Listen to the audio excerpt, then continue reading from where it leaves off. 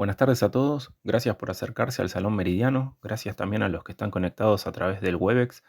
Hoy vamos a continuar con el ciclo de seminarios que organiza la facultad y en esta oportunidad nos visita el doctor Pedro Umire. Bueno, Pedro es un astrónomo entusiasta y curioso, con una amplia experiencia en los regímenes óptico y radio, y ha demostrado un gran interés y capacidad por la ciencia y la enseñanza durante más de 10 años de trayectoria en el ámbito académico. En el año 2011 comenzó a estudiar astronomía en la Universidad de Concepción. Después de terminar su magíster en Ciencias con mención en Física en la misma casa de estudios, realizó un doctorado en astrofísica en el Instituto Max Planck de Radioastronomía en Bonn, Alemania. Desde el año 2023 es investigador postdoctoral en el Instituto de Astronomía, Geofísica y Ciencias Atmosféricas de la Universidad de San Pablo en Brasil. El título de su charla de hoy es Exploraciones espectrales no sesgadas hacia regiones de formación estelar en el submilimétrico. Mi expertise está en el milimétrico y submilimétrico, que serían ondas de 3 hasta 0.5, 0.7 milímetros. Entonces, ALMA observa, esto lo podemos transformar a GHz. ALMA, en el tiempo que comencé el doctorado, comenzaba en 84 GHz y terminaba como en 900. Entonces, yo trabajé principalmente entre 84 y 370. Acá tengo una foto en ALMA, es un momento en ALMA cuando cambian las antenas. Entonces, este instrumento hay solamente dos en el mundo, que tiene varias ruedas, no recuerdo si eran 10 por cada lado, y hay como unos 10 ingenieros que empiezan a girar acá una parte, enroscar el telescopio para que se pueda conectar bajo tierra por cable con el oscilador armónico local, que está en el centro de operaciones. Y entonces así, a través de una técnica llamada interferometría, pueden llegar a alcanzar, en el caso de ALMA, resoluciones de menores a 0.09 segundos de arco, cuando las antenas están más extendidas. Y entonces, pero hay otros interferómetros que se llaman de banda larga, que están en distintos continentes y pueden llegar a resoluciones de micrómetros, de microsegundos de arco. 25 creo que era lo máximo que alcanza.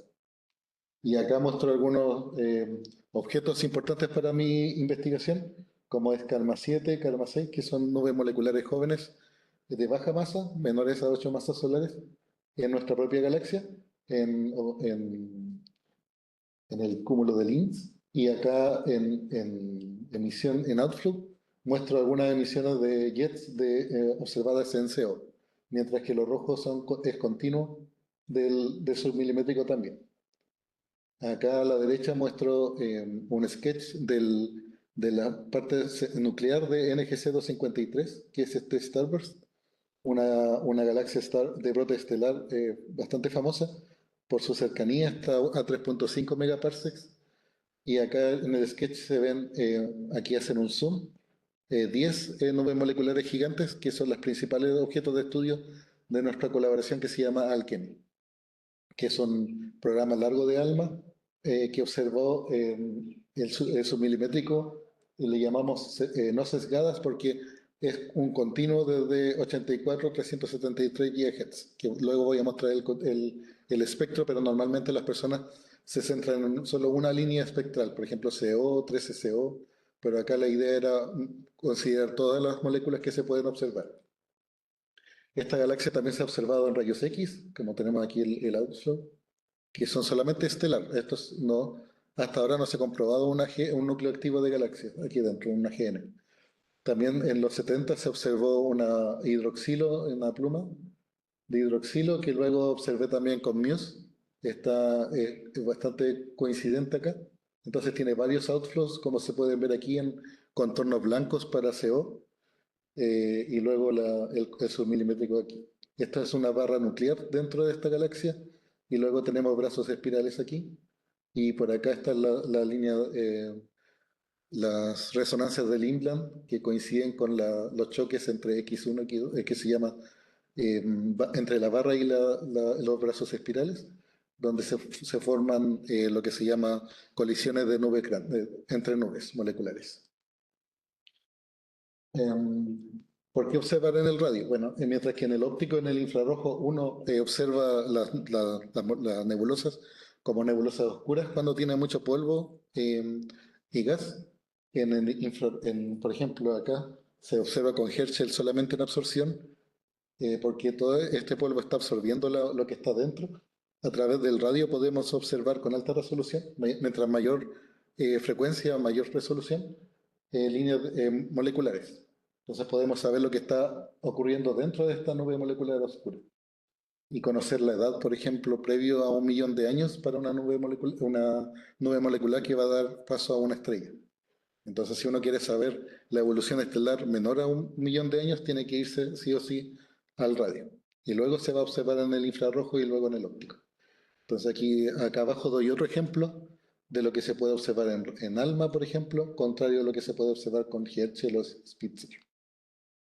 Entonces, esa es una de las principales razones para enfocarse en la radioastronomía. Ahora, lo que hace ALMA principalmente es enfocarse en la astroquímica, que es el uso de estas moléculas, como la que podemos observar aquí, como metanol, por ejemplo, o C18O, conocer las condiciones a las que este gas se está emitiendo para sondear propiedades físicas de este medio o químicas también. También se puede estudiar la cinemática, se puede ver cómo los rayos cósmicos destruyen estas moléculas y producen otras, cómo la densidad o la temperatura pueden también variar a través de nosotros tenemos distintos trazadores moleculares. Por ejemplo, la temperatura la podemos trazar con amonia hasta unos 350 Kelvin y con formaldehído hasta unos 250 Kelvin.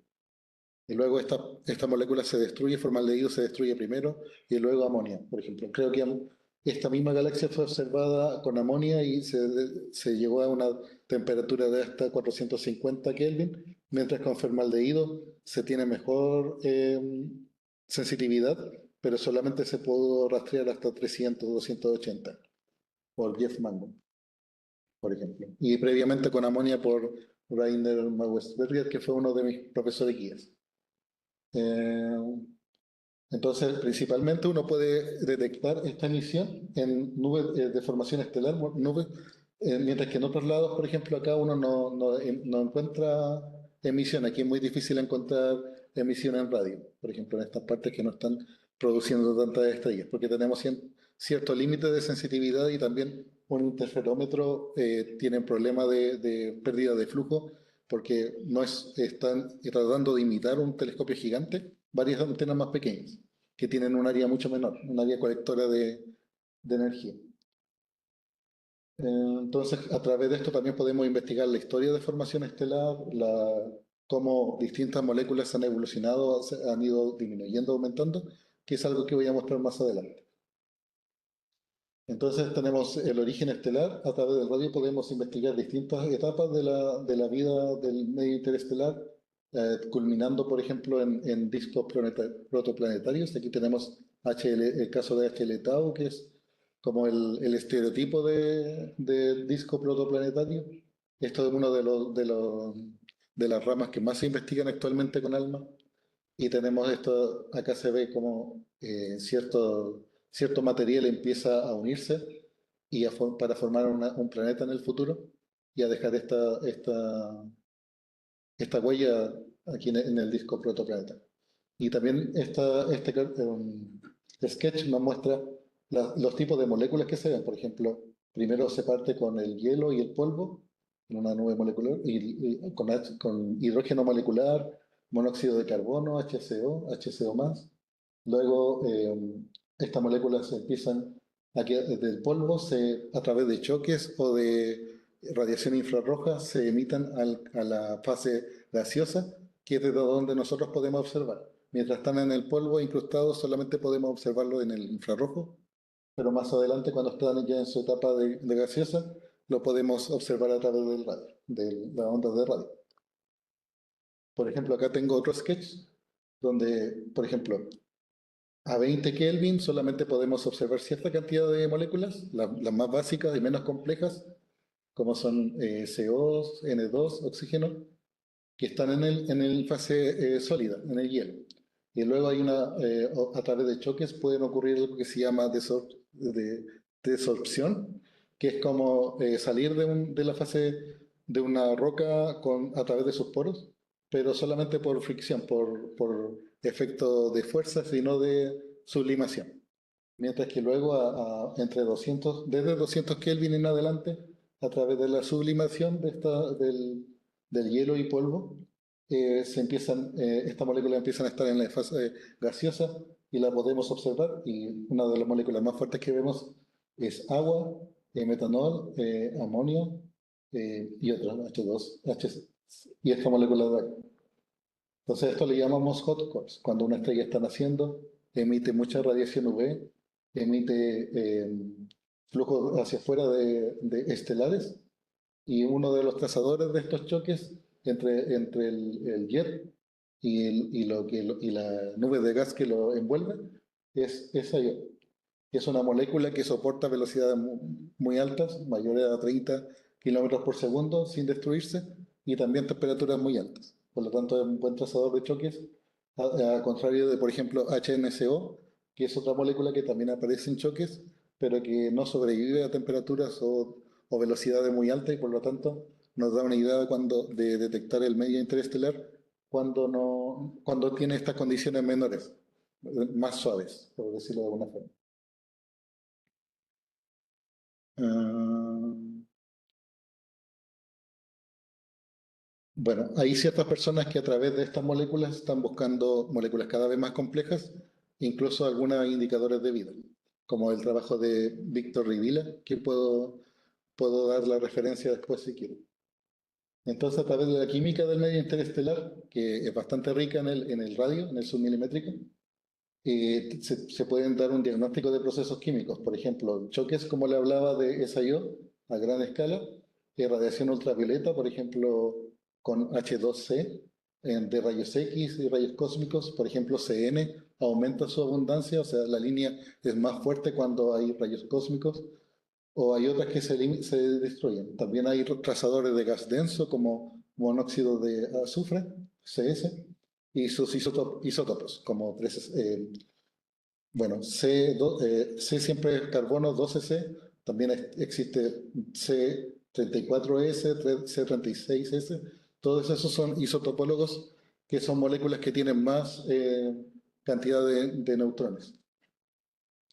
Entonces, estudiar esta molécula nos permite estudiar la historia de formación estelar, y la principal herramienta que tenemos para esto es la espectroscopía milimétrica y submilimétrica. Y tenemos dos principales herramientas para estudiar esto, que sería asumir condiciones en equilibrio termodinámico, LTE, o fuera de LTE, cuando la temperatura y las tasas colisionales no son tan altas, la densidad no es tan alta. Y entonces distintas moléculas nos trazan distintas propiedades. Y bueno, algunas se usan como termómetros, otras como trazadores de gas denso, otras como trazadores de choques. Por ejemplo, como les mencionaba, HNCO puede ser un buen trazador de choques, pero también de gas denso. Entonces, una sola molécula puede servirnos para trazar varias cosas, lo que hace a la vez difícil escoger solo una molécula para inferir cierta propiedad del gas que estamos observando. Entonces, por ejemplo, otra cosa que utilizan los radioastrónomos es que cuando observan un gas, por ejemplo HNCO, ven si este gas es coespacial con metanol, y sabemos que metanol también puede trazar choques y gases. Entonces ahí ya tenemos podemos inferir, podemos ir un poquito más profundo, mientras que esta molécula de acá, por ejemplo, en sondeos, por ejemplo, de Aladro 2011 y 2015, detectaron esta molécula en galaxias con brote estelar, pero no en galaxias con AGN. Entonces nos puede servir para determinar cuándo una galaxia tiene un AGN. Si es que esta no está, entonces es más probable que sea un AGN. Y las moléculas más fuertes, más abundantes en el medio interestelar son CO, HCN y HCO+. Pero las moléculas más sensibles que para estas propiedades más específicas son más complejas. Y sobre 5 átomos, como CH3OH, o sea, desde 6 átomos en adelante, se le llama COMS, sí, Complex Organic Molecules, como moléculas orgánicas complejas. Entonces, metanol es la molécula compleja más simple que puede haber en el medio interestelar, y luego hay otras como CH3, CH y otras. Acá muestro como un ejemplo de esto, de los esfuerzos que se han hecho desde que apareció ALMA el 2013, por ahí. Están los sondeos de EMOCA y REMOCA en nuestra propia galaxia. Con el PI, el investigador principal de esto, es Arnaud Beloch, que es un investigador del Max Planck de radioastronomía, en el grupo que era originalmente de Carl Menten y ahora de Emily Santonch. Entonces acá tenemos, por ejemplo, una mirada de cómo se vería nuestra propia galaxia desde afuera, y el centro le llamamos en radioastronomía normalmente la zona molecular central, centro molecular zone. Y esto es aproximadamente una razón, su extensión es de aproximadamente 500 parsecs. Y si hacemos un zoom dentro de eso, podemos ver el centro de nuestra galaxia, donde está el agujero negro supermasivo, de 1 millón de masas solares, más o menos, 4 millones de. Y cerca de eso, a 130 parsecs en proyección, está Sagitario B2, que es una nube molecular con mucha formación estelar. Estudios, por ejemplo, de Adam Ginsburg en esta zona o acá, detectaron más de 100 puntos que están formando estrellas, muy masivas. Entonces, esto incluso Arnaud y otros colaboradores como Esborier determinaron que esta zona, si la dividimos por su diámetro, es equivalente como a un mini Star Wars, una mini galaxia de formación estelar. Entonces, estas mismas propiedades las podríamos detectar en NGC 253 y comparar. Y ese es uno de los objetivos del estudio Alchemy. Entonces, por ejemplo, aquí tenemos el continuo a 85 GHz de Sagitario B2, y el Sagitario B2 lo podemos dividir en tres partes: main, principal, norte y sur. Y además tenemos esta parte de acá, de 4, de algo. Entonces, por ejemplo, aquí en el Sagitario B2 norte, a través de ALMA, Arnaud y su equipo de MOCA principalmente, encontraron varias moléculas por primera vez. Por ejemplo, encontraron urea en una de estas nubes hace pocos años, y esto lo hacen a través del ajuste de LTE. Ellos usan solamente ajustes de modelos en LTE, como podemos ver acá. Hacen un espectro sintético, que sería lo que se ve en rojo, y lo comparan con las observaciones que se ve en negro. Y acá tenemos el Sagitario B2NS, ¿no?, que está por acá. Este es N1, y N1 sur, sería un poquito más al sur. Y tenemos esto. Entonces, como pueden ver aquí, algunas moléculas no están identificadas. Como Entonces, lo primero, para identificar una nueva molécula, tiene que ajustar todo el espectro y luego ver lo que no son capaces de ajustar, y entonces buscar a través de modelos químicos o de química cuántica, el hamiltoniano y esto, qué podría caer dentro de esta frecuencia. Entonces, bueno, aquí esto como se va a guardar, puede quedar para alguien que esté interesado en saber qué moléculas trazan qué cosa. Porque esta es una pregunta que suele hacer las personas, porque es una información difícil de obtener. Además que una sola molécula puede trazar varias cosas distintas. Por ejemplo, acá estos trazan, como decía antes, velocidades más o menos suaves y choques más o menos suaves.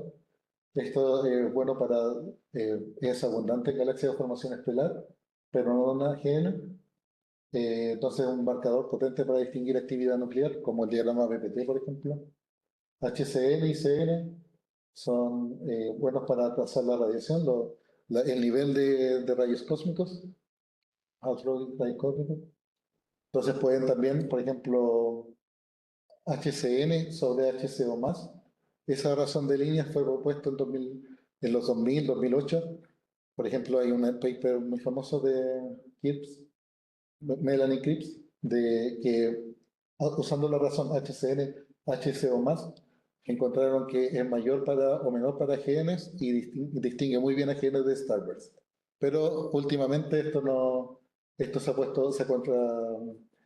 puesto como en discusión por otros trabajos más recientes con mayor resolución, en la galaxia NGC 1068 sobre todo, con el trabajo de García Burillo. Y ellos determinaron que la razón de HCN con HCO más no funciona tan bien. Y últimamente, este año, para la tesis de un estudiante de apellido Butterworth, algo así, encontraron que volvía a ser importante esta razón, pero solamente para 15 parsecs o menos.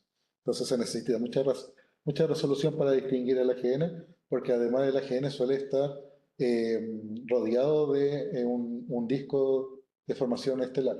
Entonces, si tenemos poca resolución, vamos a tener una combinación del AGN más el brote estelar, y eso es lo que queremos evitar. Eh, este otro trazador de regiones de fotodisociación. Acá tenemos este que es Cyclic C3H2, HCO más, y esta otra, y tenemos otro moléculas de gas, trazadores de gas denso. Mientras más complejos son más difíciles de detectar. Entonces tenemos en radioastronomía tenemos principalmente dos herramientas para medir la abundancia y la temperatura de distintas moléculas. Una sería a través del equilibrio termodinámico y no fuera de equilibrio termodinámico. Entonces, por ejemplo, si observamos una galaxia, tenemos su espectro y lo más fácil es asumir equilibrio termodinámico porque es mucho más fácil de computar, más rápido. Entonces aquí se ve la complejidad de todas las moléculas que debemos hacer modelos solamente para estar seguros que es la molécula que estamos observando. Por ejemplo, mientras más complejo podría ser esta molécula, podría caer en la misma frecuencia que otra. Hay moléculas que están en todas partes. Y la única forma de verificarlo es ajustar un modelo acá y que ese mismo modelo reproduzca la otra línea acá, de la misma. Y así. Entonces, las dos herramientas principales para hacer eso son los diagramas rotacionales, que sería asumiendo el LTE. Acá tenemos cada transición, cada punto acá es una línea de la misma molécula, en este caso metanol, que puede ser dividido en metanol E y metanol A. El metanol tiene uno de este se llama CH3, se le llama grupo metilo. Y acá en el grupo metilo tenemos entonces tres hidrógenos. Cuando los tres hidrógenos, el spin del hidrógeno, están todos girando hacia el mismo en el mismo sentido, se llama metanol E. Y cuando uno de los tres hidrógenos, disculpe, metanol A, y cuando uno de los hidrógenos está en el sentido contrario a los otros dos, se le llama metanol E. Metanol A resiste densidad un poco más alta y temperaturas un poco más altas. Entonces, si vemos acá las temperaturas que trazan este diagrama rotacional, la temperatura aquí se mide a través de 1 sobre la pendiente de esto. Entonces tenemos 24 Kelvin, 27, 30, mientras que para metanol E traza generalmente gas más frío, como a cerca de 10, y aquí en esta parte más densa están más o menos virializadas, más o menos en equilibrio. Aquí en este diagrama también podemos ver algunas transiciones que no se ajustan a la línea que siguen el resto. Por ejemplo, esta de aquí y esta de acá. Y esta es una forma de detectar máseres, que es otro fenómeno que ocurre en el medio interestelar. Acá, por ejemplo, hay otro máser.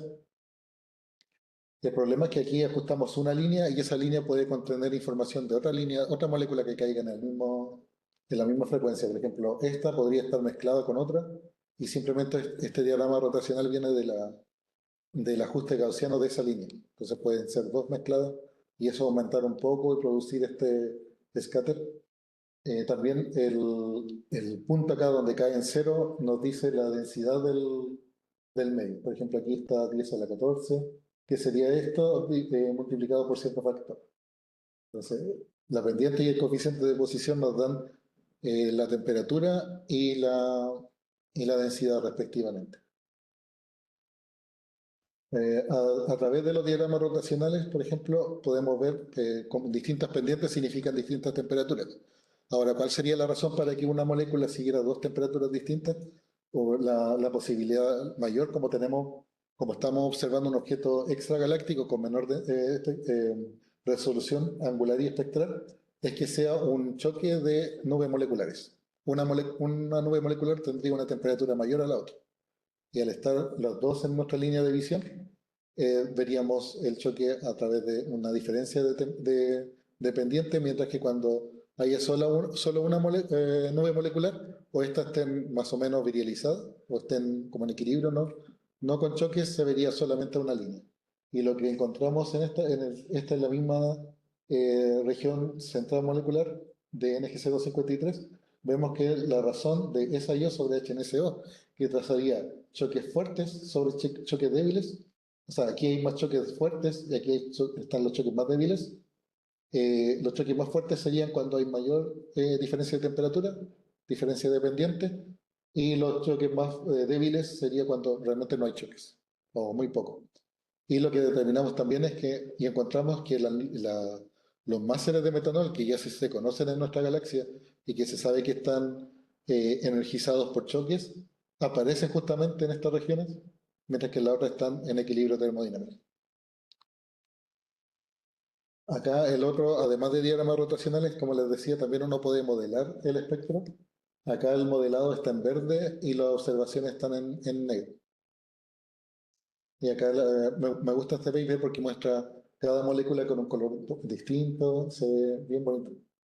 Y acá entonces ellos realmente tratan de ajustar todo lo que observan. Y esto fue para una nube, una protoestrella, o sea, menos de 1 millón de años de alta masa, o sea, de más de 8 masas solares. Y ahí ellos determinaron, encontraron todas estas moléculas. Actualmente en nuestra galaxia se han detectado cientos de moléculas, mientras que en otras galaxias alrededor de cientos, de unas 100 moléculas solamente. Entonces siempre los radioastrónomos están viendo qué moléculas se observaron en nuestra galaxia con mayor resolución y señala ruido, y luego buscan esas mismas moléculas en otras partes. Acá entonces ahora tengo otro ejemplo, no en una nube molecular, pero en la región central de una galaxia, donde Aladro detectó por primera vez HC5N, por ejemplo. Y acá también me gusta este ejemplo porque muestra distintos tipos de galaxias. Por ejemplo, M83, NGC 253 y M82 son galaxias de brote estelar, mientras que NGC 1068, NGC 7469 son galaxias con una GN. Y Arcturus y Marcaria también es un Cipher, en este caso Cipher 1, esta sería un Cipher 2, y esta es una galaxia con protoestelar que también muy probablemente tenga una GN, entonces una mezcla de las dos. Y aquí podemos ver a simple vista que algunas moléculas como HC3N no se ven en ciertas galaxias como M83, pero sí en otras que también son Stardust. Entonces, podría ser un distinto tipo de Stardust, un Stardust más antiguo, más reciente. NX253 es bastante como entre medio, como maduro se podría decir. M82 además tiene una GN y se piensa que está producido este brote estelar por un merger previo, una fusión previa. Mientras que en el caso de esto sería por el efecto de la barra. Aunque M82 también tiene barra. Y así es bastante complicado. Y aquí se ve la dificultad de detectar una nueva molécula por primera vez fuera de nuestra galaxia. La señal de ruido bastante baja y la resolución espectral no nos permite distinguir perfectamente una línea de otra, pero a través de varias transiciones sí se puede. Entonces, por eso es que se hace lo que se llama no sesgado, porque necesitamos realmente, si queremos detectar una galaxia, una nueva molécula, detectarla en todas las transiciones posibles. También para el diagrama rotacional necesitamos varias transiciones. Entonces, eso es lo importante de hacer un estudio espectroscópico no sesgado, además que podríamos mezclar de varias observaciones distintas, pero lo mejor es que las observaciones eh, tengan las mismas condiciones atmosféricas para realmente, y la misma resolución angular. Otra cosa que podemos hacer a través de las moléculas es, por ejemplo, estudiar análisis de PCA. Algunos dicen que ya esto es eh, inteligencia artificial, pero con Rodrigo hemos hablado que no.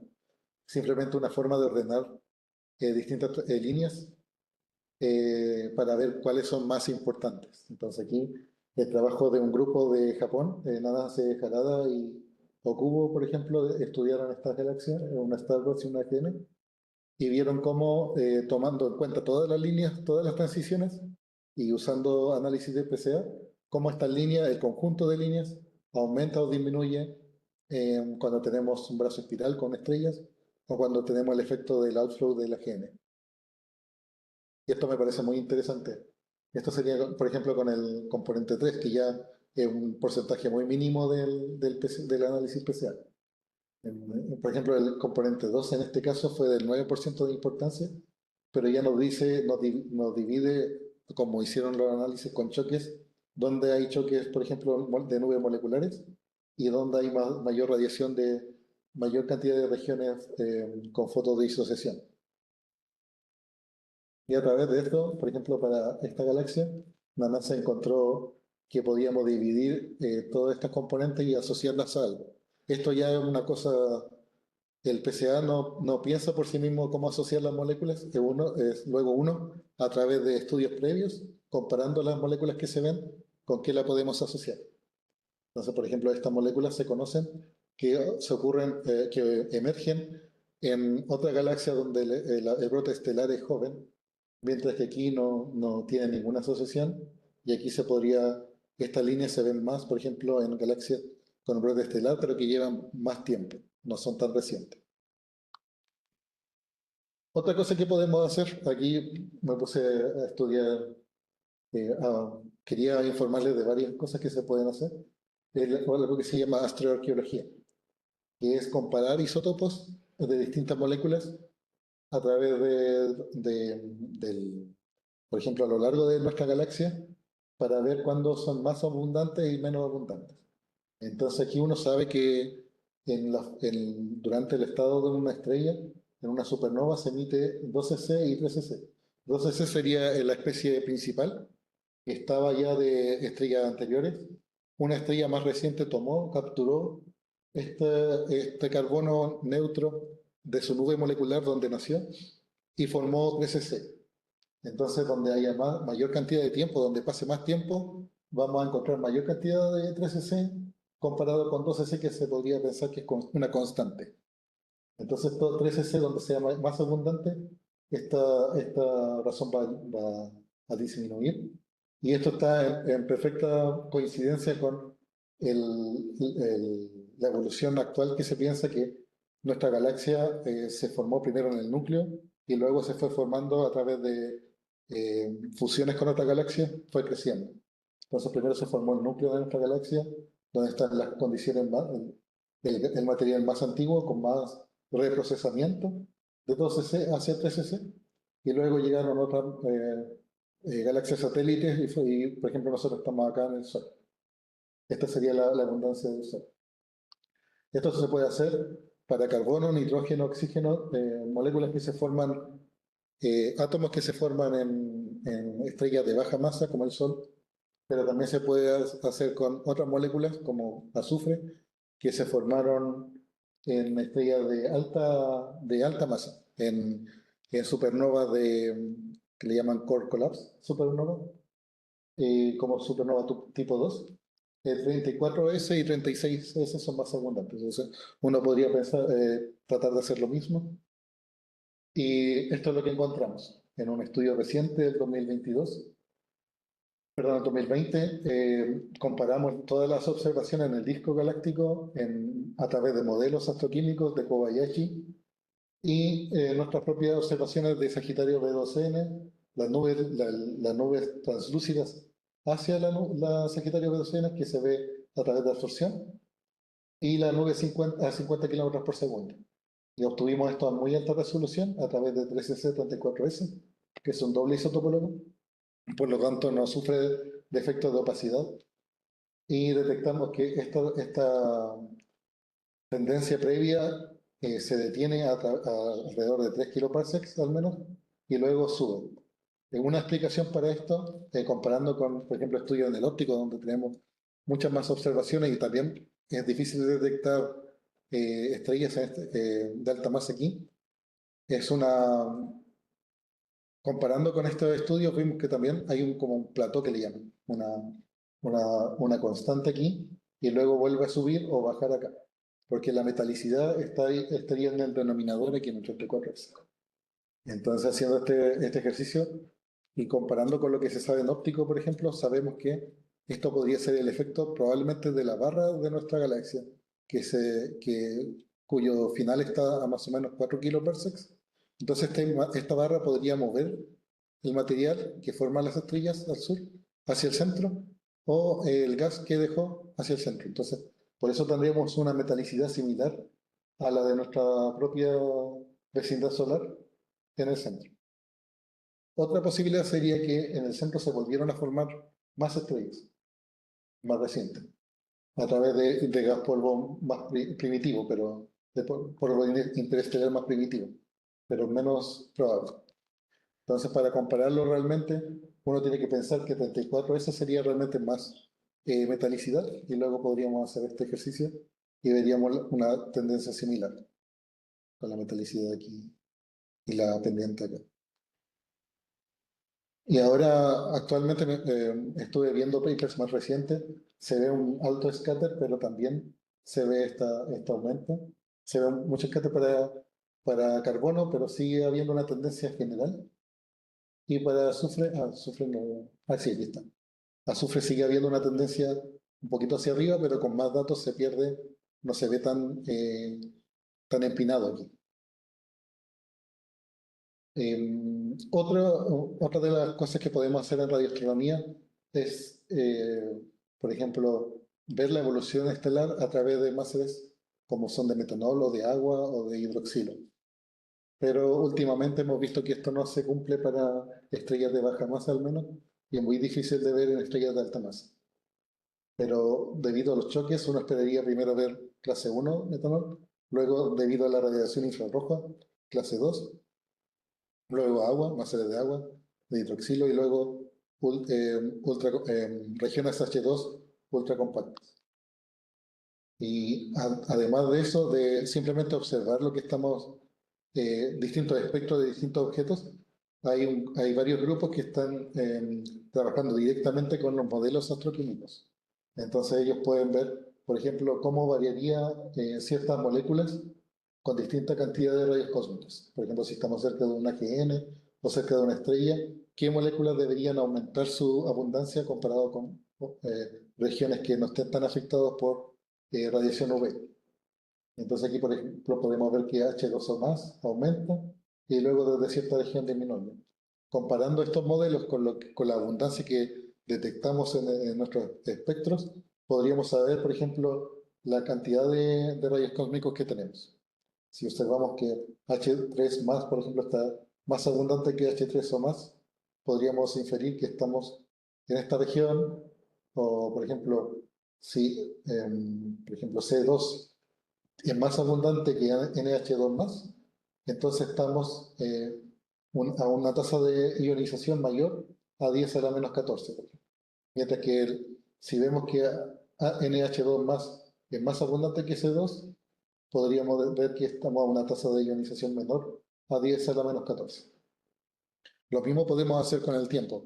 A través de cadenas de reacciones químicas podemos saber qué elementos podrían fusionarse para dar vida a otros y cómo esto variaría a través del tiempo a cierta densidad fija y temperatura y cantidad de rayos cósmicos fijos. Por ejemplo, para azufre, por el mismo trabajo que hicimos para la astrogeología, podemos ver si el efecto de fraccionamiento, que es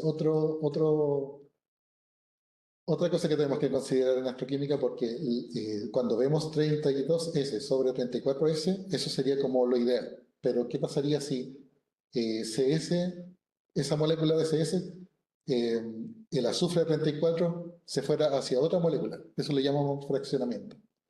Entonces, por ejemplo, HCS podría dar vida a CS, pero también podría dar vida a otro. Entonces, para medir qué tanto la razón de azufre es creíble, hacemos este trabajo de fraccionamiento que nos dice que la variación para una nube de alta temperatura, una nube molecular caliente, no es muy alta. Entonces así podemos estimar nuestro error en esta razón de línea y ver el error que tenemos, por ejemplo, acá.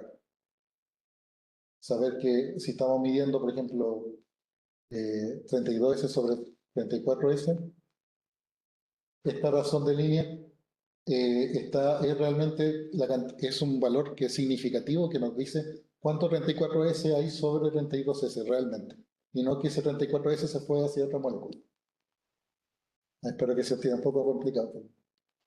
Ya. No sé si nos da tiempo para hablar más, pero puedo hablar de mi trabajo en general.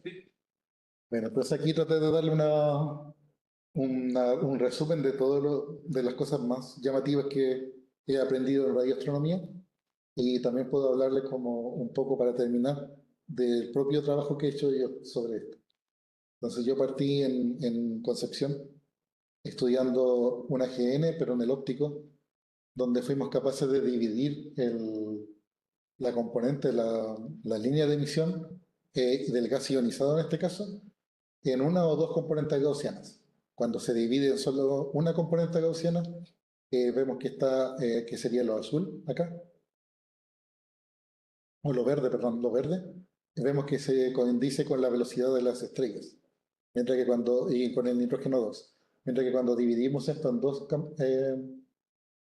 gaussianas, vemos que una de las componentes sigue siendo el disco rotando, mientras que el otro sería el del outflow de la GN, que se vería acá.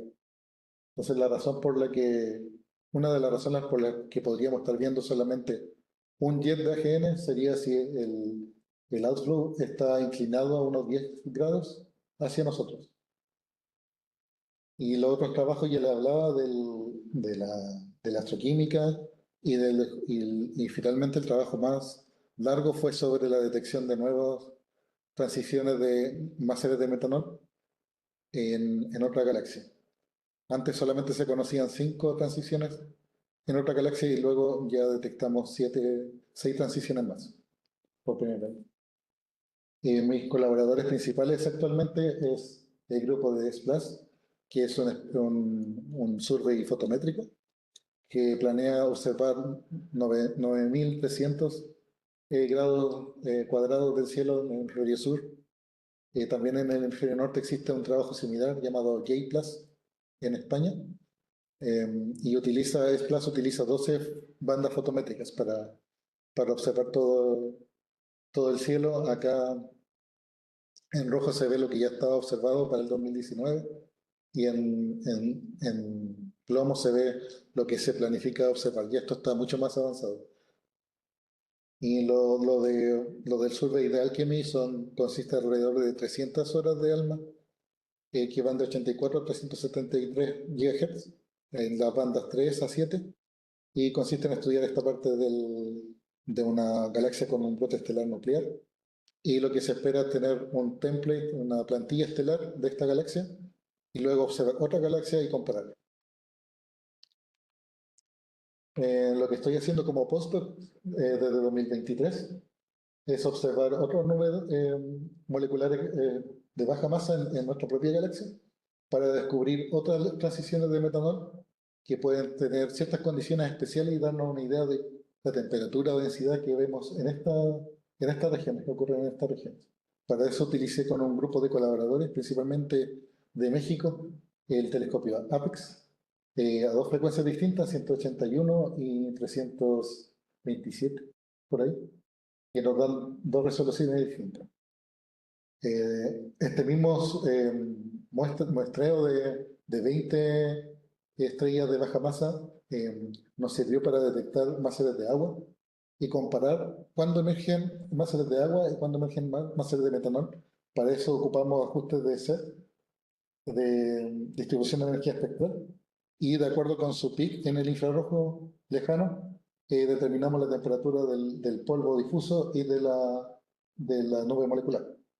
Y entonces a través de esto, aunque no sabemos la edad exacta, sí sabemos la edad una comparada con la otra, cuál es más joven, cuál sería más viejo.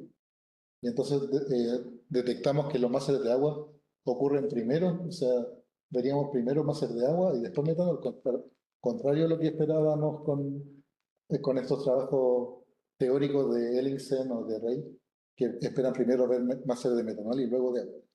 La explicación para esto podría ser que el agua resiste a velocidades mayores, también a unos 20 kilómetros por segundo, contrario al metanol que se podría destruir, y a temperaturas mayores. Entonces, cuando hay un outflow de estelar, está naciendo una estrella, esperaríamos que el agua sobreviviera primero y después se podría ver metanol. Esa es una explicación que entregamos en la discusión.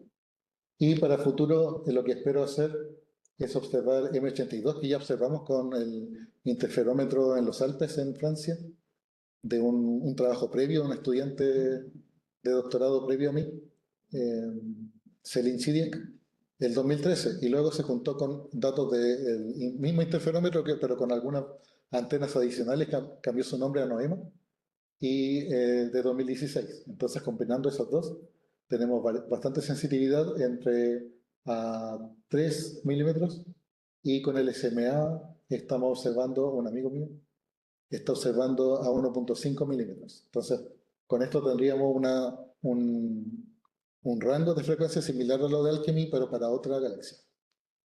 Y podríamos hacer la misma ciencia. Este es un ejemplo del espectro en esta posición A, que también sería una nube molecular gigante. Otro trabajo que estuve haciendo con un estudiante por algunos meses fue detectar burbujas, super burbujas, que ocurren, por ejemplo, en una barra de una galaxia. Aquí pueden observar distintas burbujas, distintos vacíos, entre comillas, de gas molecular. Y una de las razones para que ocurran estas burbujas es una supernova, por ejemplo, o una hipernova, que estaría moviendo todo el material fuera, y si hacemos un diagrama posición-velocidad veríamos un círculo, más o menos, pixeleado. Y eso nos daría, entonces, tanto a través de canales, mapas de canales, como a través de diagramas de posición-velocidad, podríamos determinar si esto es realmente una burbuja o es simplemente el gas que se está como estirando, así como si fuera una plasticina, lo que le llamamos shearing, que sería como la barra contra el brazo espiral a distinta velocidad, podría estirar el gas y formar también vacíos. Pero a través de estas dos técnicas, podemos determinar que es realmente una burbuja. Entonces, con el estudiante Branco estuvimos identificándolas, y ahora el estudiante de magíster de la NACE Jarada está estudiando el feedback de esta burbuja, el efecto de la supernova en el gas circundante. Otro trabajo es sobre testear la relación atenuación-edad. Si uno piensa que una estrella nace alrededor de su nube molecular, la nube molecular tendría cierta atenuación, mientras que lo que le llamamos como pantalla o el gas circundante, es decir, de la galaxia en general, tendría otra atenuación. Entonces uno puede distinguir la atenuación del gas y de la estrella a través del continuo que sería de la estrella misma, o del gas que está cerca de la estrella, con la del gas que sería las regiones, por ejemplo, las líneas Balmer, H alfa y H beta, que tienen una razón de 3,1 teórica. Entonces cualquier variación sobre esa razón nos podría dar idea de la atenuación del gas, y si medimos la diferencia entre la atenuación del gas y de la estrella, eh, uno tendría a pensar que el gas circundante se comenzaría a mezclar con el gas alrededor de la estrella a través del tiempo. Entonces, por eso uno pensaría que existe esta relación atenuación-edad. Y a través de ajustes SET encontramos la primera evidencia de esta anticorrelación, aunque con un coeficiente de relación bien débil, de -76. -1 sería perfecto. +1 sería una correlación. Y lo que estamos haciendo ahora es tratar de, en vez de que cada punto de acá sea una nube molecular, hacer que cada punto acá sea el núcleo de una galaxia de Fornax. Entonces eso nos permitiría tener un rango de edad mucho mayor y de atenuación también. Y comparar cada galaxia con su posición en el diagrama de fase, por ejemplo, que nos dice qué tanto tiempo lleva en el clúster. Esperaríamos verlas en esta región de mayor edad. Y finalmente otro proyecto que estoy haciendo con dos estudiantes más es sobre la relación Tully-Fisher, pero para galaxias que están en pares, que están cerca de fusionarse o interactuando. Entonces la relación Tully-Fisher se espera que para sistemas virializados, para una galaxia espiral sola, pero ¿qué pasaría si también consideramos galaxias en fusión? Esperaríamos que empezarían a escapar de esta relación. Y bueno, a futuro no sé si todavía tengo tiempo. A futuro, para el año que viene, lo que quiero es estimar la cinemática de NGC 253, 1068, pero a muy alta resolución con datos de Symfony del archivo, entregado por Richard Davis.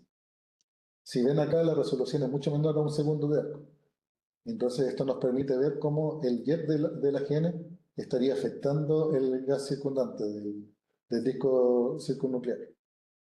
Y lo que encontramos a través del ajuste de doble gaussiana es un counter jet. Se ha visto en el óptico un poco, pero nunca en el infrarrojo ni en el radio. Entonces, esta sería una forma de ver el counter jet que se está alejando, además del jet que se ve mucho más fácil.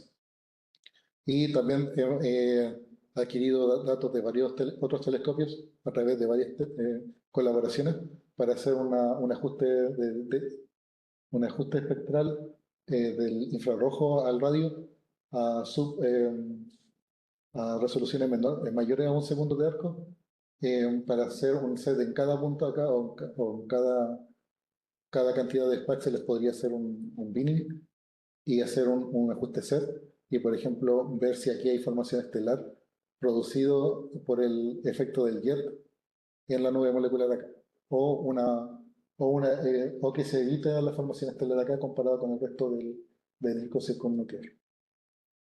Finalmente, comparando esta galaxia con otras, un proyecto que tengo para varios años más, algunos como 3 años más, es hacer algo similar a lo que hizo el grupo de Nonas Enjarada, pero en vez de tomar cada línea, hacer un ajuste de LTE, un modelo LTE, para tomar todas las líneas de 3CC, todas las líneas de CN, tener su densidad y su masa, su densidad y su temperatura, y hacer un análisis PCA también, para ver qué líneas emergen y cuáles no en una GN o en una status.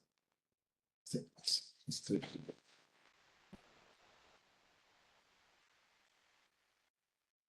Gracias, Pedro. La charla. No sé si Gracias. querés una pregunta.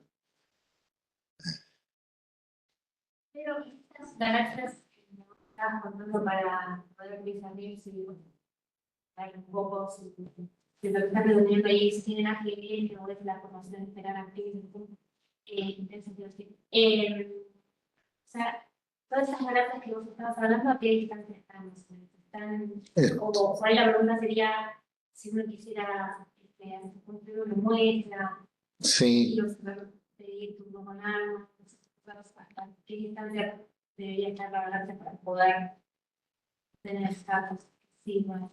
Bueno, esta galaxia está fuera del grupo local. NGC 253 está a 3.5 y la M83 también, más o menos.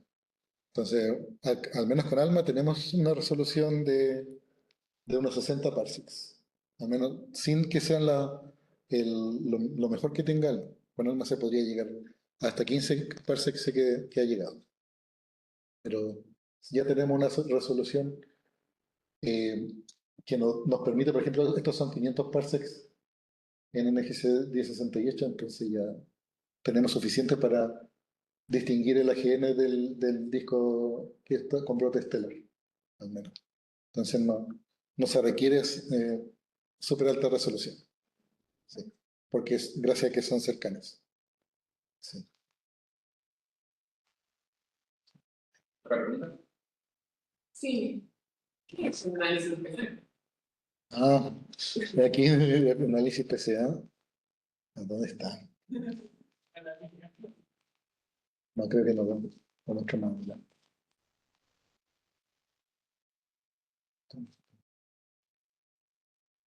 Se me perdió. Bueno, pero aquí lo que hacen ellos, sí estaba antes. Ya recordé. Lo que hace aquí el grupo, lo que hizo Nanase, por ejemplo, es tomar todas las líneas que ella observó en el espectro, toma todas las líneas y indicó en este caso la intensidad, no la densidad. La intensidad de cada línea la puso en una matriz y el análisis especial lo que hace es un ajuste lineal, multiplica cada molécula por un cierto factor, que no esté, no es una derivada ni nada, es solamente X por A, B, C, D por cada molécula. Entonces lo que hace es ordenarlas como quitarle una dimensión y ver qué molécula es más importante, por ejemplo, en esta región. Si todas estas moléculas aumentaron su intensidad, lo podemos ver como un punto quizás más rojo o más azul. Entonces, el análisis PCR principalmente es una forma de disminuir la cantidad de dimensiones de una matriz a un vector de una sola matriz, donde puedes considerar todo lo que te interesa. Los autores, autores, y se queda con los que tienen más peso. Eso sí. Y ahí estaría el componente 1. Y eso me permite, claro, que permite asociar una molécula. Sí. Luego uno tiene que saber esta molécula esto se llama, el componente 1 del análisis PCA, tiene 74, casi el 80% de la importancia. Luego vienen otros, por ejemplo el 3 ya tendría 2%, no sé. Pero es más sensitivo para diferenciar el outflow de las espirales.